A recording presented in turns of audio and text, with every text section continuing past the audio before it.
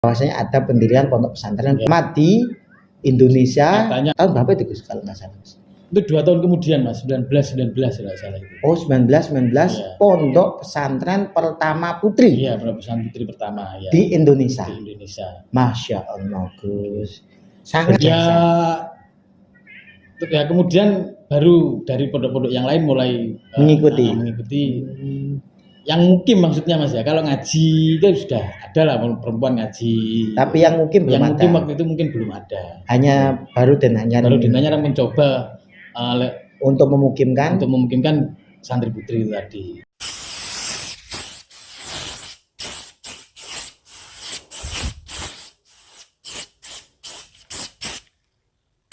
Assalamualaikum warahmatullahi wabarakatuh. Kembali lagi bersama saya Agus Muhammad Reva Mashuri untuk keluyuran di pondok pesantren yang ada di Indonesia.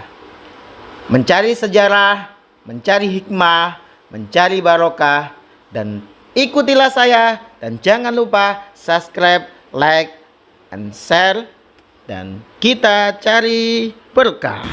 Assalamualaikum. Moga. Ya, terima kasih Gus Reva dengan mempercayakan sebenarnya ya untuk tener nanggung cara besar nggih boten besar. Cuma alhamdulillah sampai saat ini tetap ikut eksis membantu perkembangan pendidikan di Indonesia, terutama di pendidikan agama melalui pesantren itu ya. Dari Pondok Mambaul Ma'arif ini didirikan oleh Kiai Bisri Sansuri. Ya, yang mana Kiai Bisri Sansuri ini adalah adik ipar daripada Kiai Abdul Wahab Hasbullah. Jadi saya mengibaratkan Pondok Denanyar, Pondok Mambaul Ma'arif ini ya cabangnya tambak beras. Ya, ibaratnya kalau dari Mbah Hasbullah, Kiai Wahab kan putranya Kiai Hasbullah. Dari putra-putrinya Kiai Hasbullah yang menempat di luar tambak beras ya Nyai Haja Nur Khadijah ini yang kebetulan suaminya istrinya Kiai Bisri Sansuri. Jadi Denanyar ini cabangnya tambak beras. Dan setahu saya itu Pondok Tambak Beras, Bahrul Ulum atau Tambak Beras, Den Anyar, Mambaul Ma'arif, Tebu Ireng itu satu rumpun. Satu keluarga.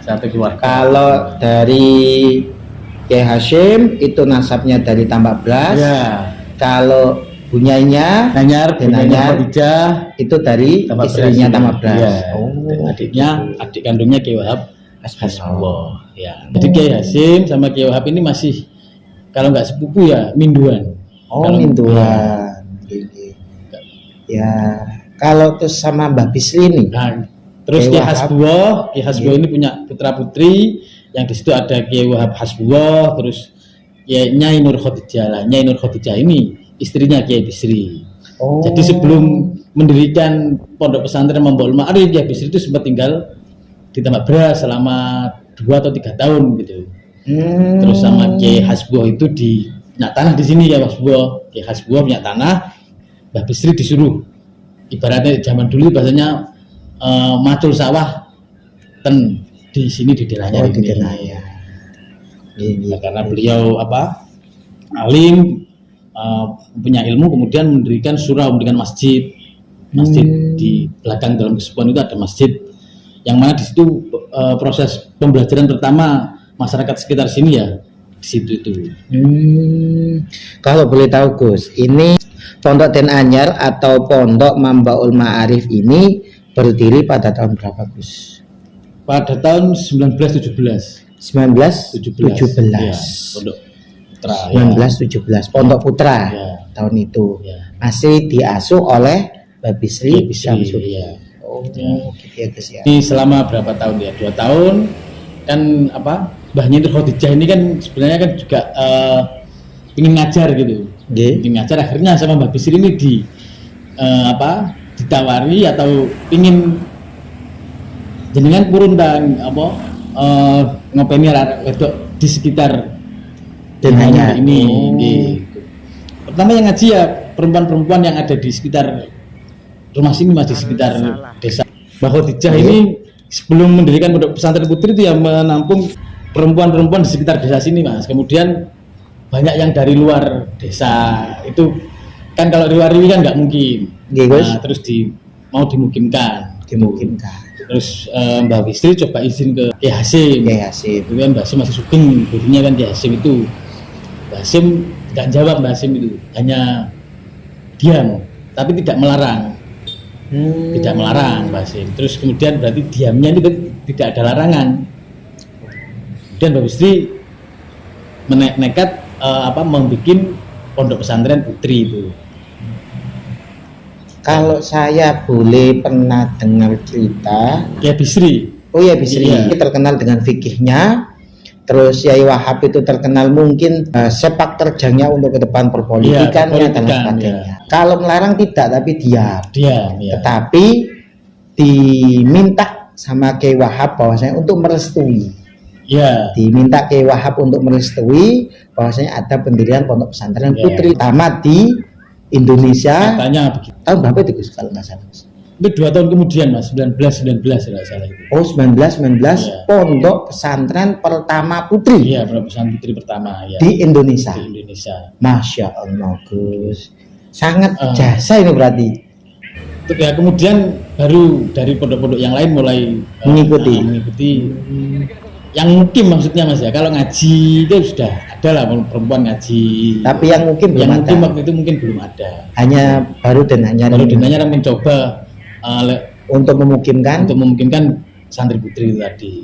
Dan setelah berjalan itu waktu Mbak Hasim kan waktu itu mendel mawon dia Mas ya. Nggih. Kemudian beberapa tahun kemudian 2 tahun atau 3 tahun Mbak Hasim itu nyambangi ke sini melihat perkembangannya pondok pesantren baik putra maupun putri Di Denanyar. di Denanyar. Baru setelah melihat kondisinya kondisi santri putri itu penempatannya bagaimana, terus ngasihnya bagaimana, Mbak Hasim merestui.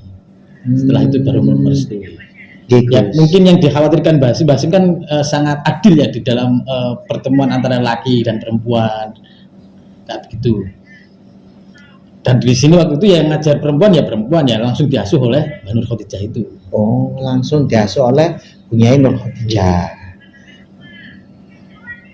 Berarti Bunyai Nur Khadijah itu adik dari Kiai Haji Wahab Hasbullah.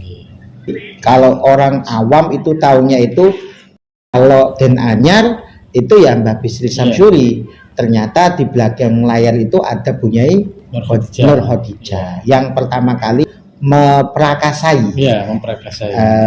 berdirinya pondok pesantren putri di Den Anyar. Kalau saya lihat itu Mbak Bisri itu seperti Abu Bakar. Ya. Terus Kiai Haji Wahab Hasbullah itu saya lihat seperti Umar. Oke. Jadi kerasnya, tegaknya, prinsipnya itu seperti Umar. Nah, kalau Yai Wahab itu seperti Abu Bakar Ya. yang lemah lembut. Lembut, lobbying, Lobbyingnya yang kuat. Iya. Tapi juga beliau sangat terkenal dengan lemah lembutnya. Iya. Gus, mungkin kesan-kesan untuk alumni Pondok Pesantren Den Anyar, Gus? Ya, mencontoh pendirinya Kiai Bisri Samsuri.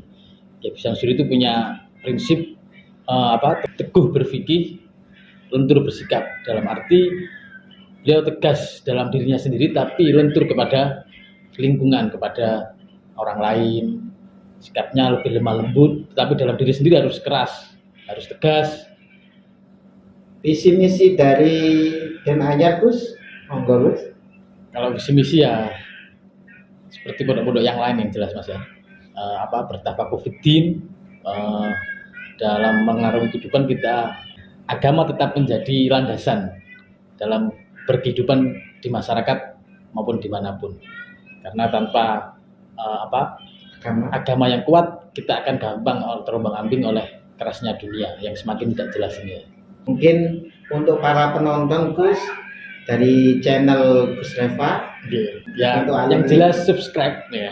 Siap, Gus? Subscribe dan ikuti terus perkembangan channelnya Gus Reva karena beliau ini kayaknya fokus ke profil-profil pesantren yang dalam naungan Nahdlatul Ulama, dan ini bagus sekali untuk media kita biar tidak kalah dengan lingkup-lingkup dakwah yang lain yang sekarang di dunia online sudah sangat cepat sekali Gus ya. Iya Gus. Saya mohon maaf untuk mungkin ngerepoti panjenengan. Nggih, mboten Gus. Sangat bahagia dengan dolani mriki. Siap. Terima kasih Gus.